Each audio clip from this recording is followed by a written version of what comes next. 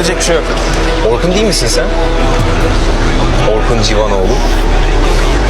Ayrıldınız mı nihayet? Sana ne be, sen kimsin?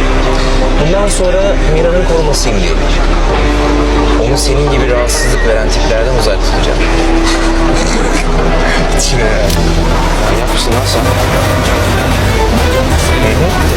Şahane bir parti değil mi? Böyle gecelerde kendimi buluyorum. Luna Park'ta da çok eğleniyor. Sen nereden biliyorsun bizim Luna Park'a gittiğimizi? Oradaydı. Gizlisiz izliyordum.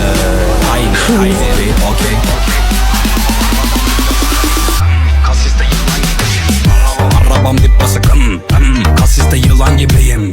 Görenler soruyor bu abi biri mi, bu abi biri gibiyim. Vay otistik seviye yukarıda, bu ara Arda Turan gibiyim.